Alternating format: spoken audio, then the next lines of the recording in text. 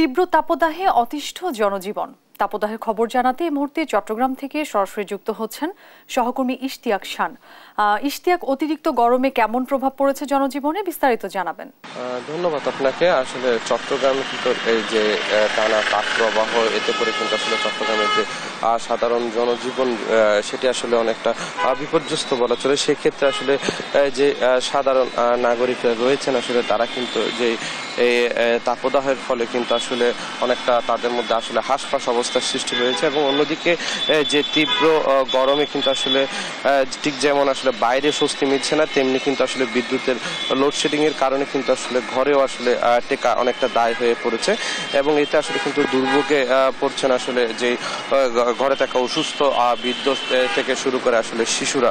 অন্যদিক থেকে কিন্তু আসলে যেই আবহাওয়া অধিদপ্তর কিন্তু এখন পর্যন্ত আসলে তেমন কোনো আসলে স্বস্তির কোনো খবর কিন্তু আসলে তারা দেয়নি। অর্থাৎ যে তাপদাহ চলমান রয়েছে সেটি কিন্তু আরো বেশ কিছুদিন থাকবে বলে আসলে ধারণা করা হচ্ছে। অন্যদিক থেকে যেই এই বৈশাখের আসলে খরতাপে কিন্তু শুধুমাত্র যে জনজীবন সেটি নয়, চট্টগ্রাম চিড়িয়াখানার প্রাণীকুল কিন্তু আসলে অনেকটা ওষ্ঠাগত। সেদিক থেকে খাঁচার ভেতরে থাকা যে প্রাণীরা রয়েছেন তারাও কিন্তু আসলে অনেকটা যে জলাধারগুলো রয়েছে সেগুলোতে অনেকটা শরীর ডুবিয়ে রাখছে। তারা এই গরম থেকে রেহাই পাওয়ার চেষ্টা করছে। সবকিছু মিলিয়ে যদি বলি যে চট্টগ্রামে খরতাপ এবং ব্যবসা গরমের সঙ্গে পাল্লা দিয়ে যে হাসপাতালগুলো রয়েছে সেগুলোতে কিন্তু রোগীর যে চাপ সেটিও কিন্তু বৃদ্ধি পেয়েছে। সেই ক্ষেত্রে চট্টগ্রাম মেডিকেল কলেজ, চট্টগ্রাম মা ও শিশু হাসপাতাল সহ বিভিন্ন হাসপাতালগুলোতে কিন্তু জ্বর, সর্দি, কাশি, ডায়রিয়া, নিউমোনিয়া সহ নানা রোগে আক্রান্ত হয়ে ভর্তি রোগীর সংখ্যা দিন দিন বাড়ছে। এবং অন্যদিক থেকে শিশু মেডিসিন ওয়ার্ডের সেগুলোতে কিন্তু আসলে যে চাপ সেটি কিন্তু আসলে বেশি দেখা গিয়েছে।